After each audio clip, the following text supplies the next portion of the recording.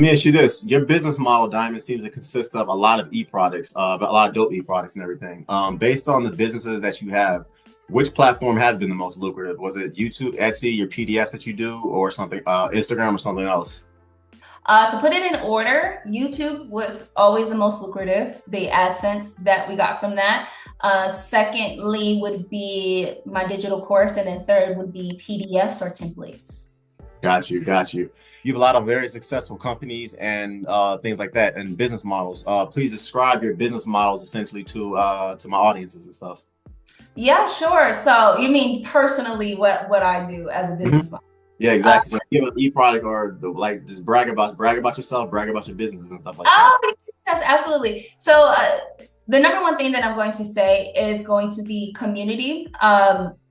The most successful thing that you can do is make people feel seen, make them feel heard, understand people. And so this is what I always try to do. I'm very big into psych and just really trying to understand the minds of people, what make people motivated, what makes us tick. Understanding those things and then creating products that actually provide a solution for whatever their problem is. So for me, I started off on YouTube talking about passive income because number one, I know that the biggest thing that we want is our time and our independence, and building things that will create you a life of passive income is something that most people would want, and not just for the money, but genuinely for the freedom of time. And so I've been able to build a life based off of my passive income. And so I show people how to do that through my course, How to Build a Passive Income Empire.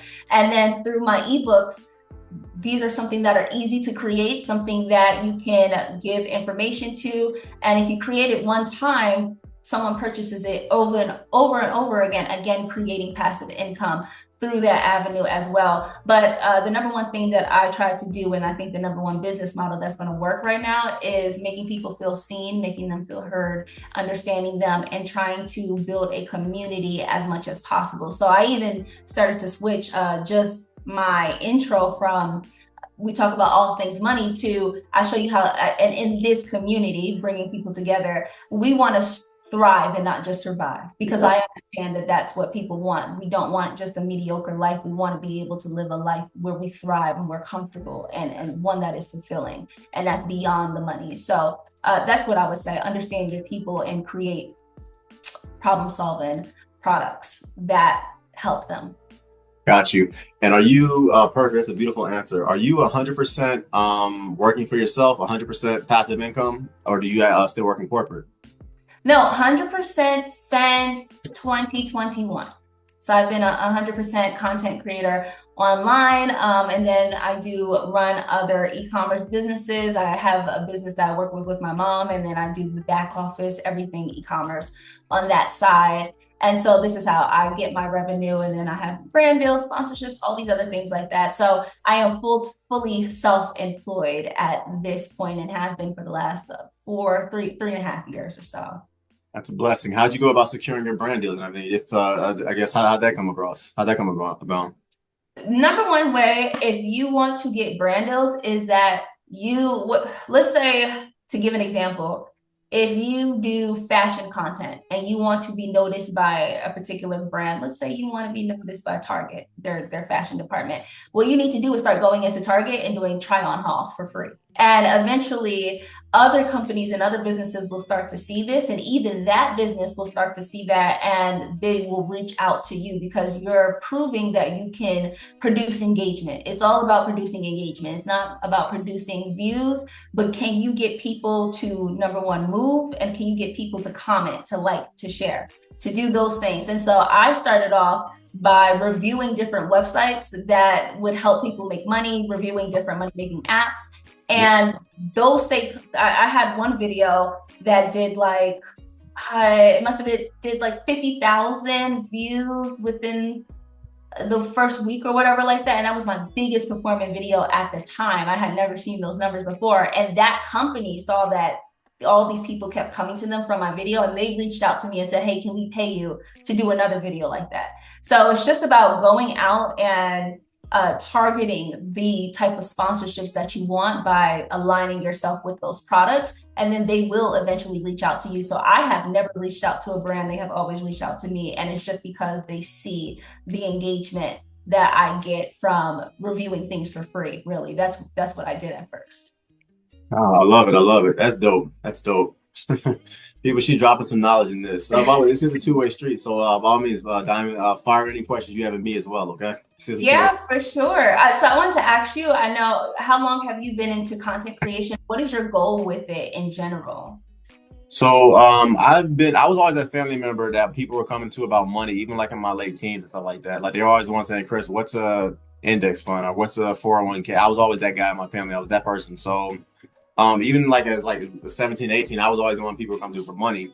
Anyway, Mhm. after I got my MBA and stuff like that, people kept continually asking me the kind of the same types of questions. So I started a business more or less, and eventually years after that, somebody was like, "You should start a YouTube portion of the channel." So I ran because I'm an engineer, I ran the numbers, and like less than 1% of at the time, like less than 1% of all finance channels were monetized. And me being the kind of guy that I am, I like competition. So I was like, all right, cool. I know for a fact if I put my mind to this, I can have a monetized channel, particularly because the people I was giving knowledge to in the real world from my financial consulting business, Financipation, they all thought what I was telling them was fire. So that's kind of more or less how I got into content creation. I've been doing it for a little over basically about 25 months. My wife was 7 months pregnant when I started it. Wow. I've been doing it for about 26, 27 months. And it's been nice. I've definitely seen my creative juices flow. I'm very passionate about it.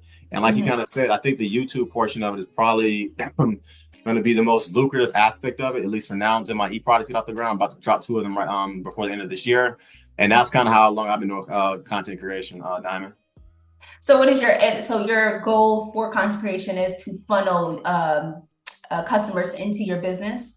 Yes. So essentially, I get a lot of my one-on-ones to people who reach out to me via my content, and Mhm. ultimately, I mean, my ultimate goal is kind of do what you're doing. You're 100% passive, right?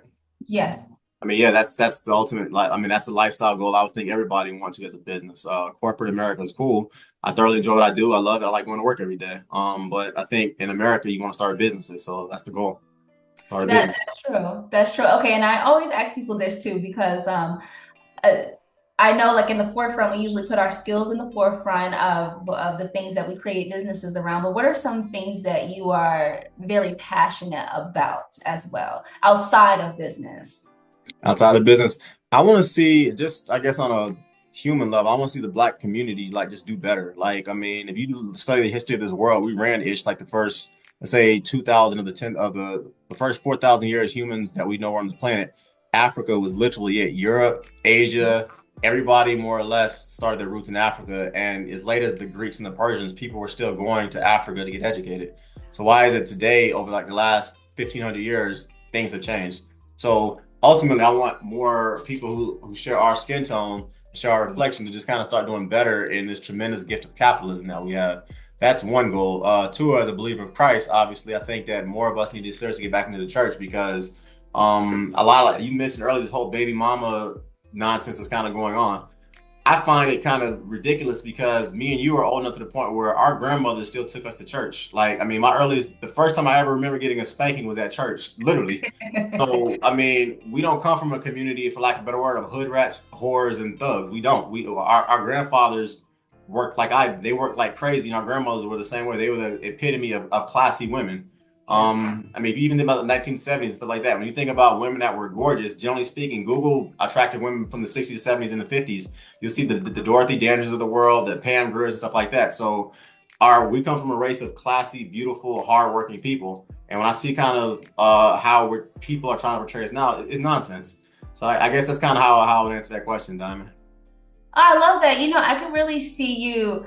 I don't know if this is the route that you ever thought about taking, but even with your business, going into nonprofit organizations, going into schools, things like that, and bringing forth that knowledge, and especially when it comes to the youth, because I think I have this, I have a theory that at some point, some people are lost cause, right? And I feel like we got to start with the children, with the generation of the future, right? And educating them so that their minds are prepared to be more successful and not to repeat these same mistakes that we see are detrimental to our society right now or to our community right now. So I could really see you taking your business into like nonprofits, taking it even into churches, like you said, and taking it into organizations and even inner cities. There's a lot. I used to work in an inner city and I got paid for I forgot what it for charter schools, and they're always looking for people to come in and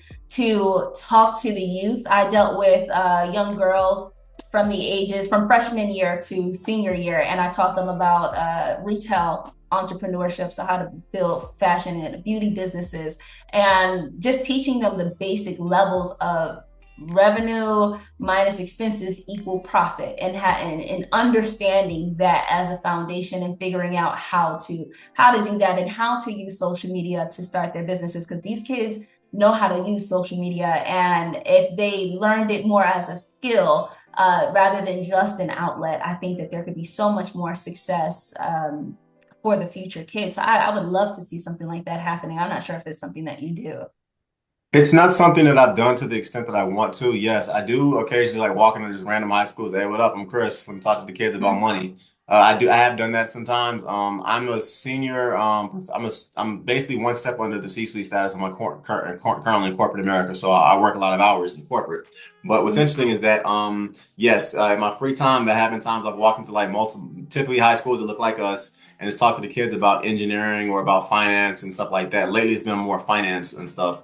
But yeah, that's absolute passion of mine. I thoroughly think that if you can train the next generation, they won't make the mistakes that we did. So absolutely. Yeah, for sure. And I know one of my clients, something that she was doing, what she's very passionate about STEM and getting STEM and teaching about AI to college students to get them prepared for the world, because she's like, I'm afraid that there's not going to be job opportunities because of AI, and how to use AI as a friend and not an enemy to, Right. boost your career and be able to make money from it. And one thing that she was doing was she was creating these courses and these lectures and trying to sell them off to big universities. And I'm like, she wasn't having a lot of success with that. It was very difficult. But I'm like, because big universities, they're very stuck in their ways when it comes to their curriculum. They're not going to switch it. They're not going to change it. They really don't care about the performance of the students. They care that you pay them the tuition and you go on about your way, and Yep. hopefully take out, a lot of student loans and, things of that nature so that they can get paid. But I was telling to her, why don't you build up a course and sell this to nonprofits, sell this to even in inner cities where they give a lot of governmental assistance and governmental money into things like this, where they have to spend that money to get educational programs into the schools to teach people. So I was wondering if maybe you could create a course or, something like Actually, I'm literally in the process. One of the dopest things about FinCon, I finally found the type of course production thing that I want to find. So I'm that. actually producing a course. Once I drop it later this year, Diamond, I will be reaching out to you for the support. Yes, please do. That's awesome. But I can see that. I love that. Yeah, I will do. At the end of the day, I will be doing that. So you actually got a lot of dope. Like, let me ask you this: how would you make money? Like, how do you say you created a program or a product, I'm sorry, on Etsy? How would you go about selling that? Because I like looking at your channel and stuff like that. You're very big into the make a product, sell a product, make something digitally, sell something, make something that's physical and sell it through your e-commerce stores. How would you go about selling a product on Etsy? I would say. Well, selling a product with Etsy would be a little bit different. Number one, you need to look at the competitors. You need to see, first of all, is this something that people are even looking for on Etsy? You need to understand the demographic in Etsy. It was originally a platform typically for women. They have, I think, a 70%, female audience for women to find artsy, handcrafted, handmade products, right? So I think looking at the territory, understanding that this is a platform geared towards women, and figuring out what can I sell that is going to be geared towards women, and is it going to be a digital product? Is it going to be a physical product? Understanding your target audience there, but also seeing is this something that people are even searching for on this platform? If people are not searching for it, then it's not something that you should be selling over there. I am a believer that competition is a good thing. Competition means that there is a demand for that thing. So you need to be doing your research when it comes to Etsy, when it comes to that product there. But you also don't want to be in a space where it's overly saturated, but to niche down. So for an example, something that's big on Etsy or that I see as lucrative is these website templates. Now, instead of just selling a website template, because there's hundreds of thousands of those, you sell a website template to real estate agents. You're finding subsections of people, pairing it with something that people are already searching for, and then crafting as many products as you can to put out there, and then pay for Etsy ads. First, pay for Etsy. Put at least 10 products out there, pay for Etsy ads, and then look at the analytics and see which one of these are getting the most clicks, which one of these are getting the most views, and discard anything that has not gotten any of those things, and only focus your efforts into the things that are actually getting the attention. So that's what I would say for Etsy. Got you. I know you've produced, since I've watched a lot of your content. I know you produce a lot. How many products have you actually produced? Just a rough and dirty number. E-products, stuff that you created. How many products have you actually produced? Well, I like to create high quality things. So I didn't say they were high quality. Well, yeah, true. Okay. Oh, I don't know. That's a good question. I produce many products. I'll be honest, I produce many products. What I sell right now is maybe about 5 products. That's what I'll say. Got you. And did you have a mentor before you decided to get into being a content creator, or did you just figure it out and learn it kind of like how I did? I was fortunate enough that me and my mom are on the same journey together. And so we literally have 2-hour calls every day about, hey, this is working, this isn't working. Have you seen this? Have you seen that? You should do your thumbnail like this. So I was fortunate to have someone so close to me be someone collaborating with me, where we are able to drive ideas off of one another. But other than that, everything that I've learned was trial and error, to be honest. And I just believe that if you don't put it out there, let it fail and learn from that experience and figure out how to do it better the next time. And even in that, I started to learn that all of the things that I would have looked at as failures or things that did not work out the way that I wanted it to is actually ways for me to be able to tell other people how to avoid those things, and that makes it more of my expertise and something that I'm able to stand out in my field, where I say, don't do this because I've tried to do that. Don't do it that way. It's not going to work. Do it this way. And so that was just it. It's just life, trial and error. And to be honest, because if I don't say this, and I would be lying, prayer. I ask God, like, hey, I need the next idea. What do I do? What is going? I pray and I just ask God for the next idea, and sometimes it literally just pops up. I record it and put it out, and it does well, and that is my secret sauce there. So I love it. Yep. If you delight yourself in the Lord, He shall give you the desires of your heart. So true. So true. Absolutely. We kind of touched a little bit around it, but let me ask you this: finance and dating, they legit go hand in hand. So as a woman, you obviously, I don't believe, struggle in that department. But are men intimidated to date you or to kind of reach out to you when they see kind of what you're doing on social media? I'm curious. In my life, I am a boss in my life, but I had to learn how to be boss lady in one place and be soft lady in another.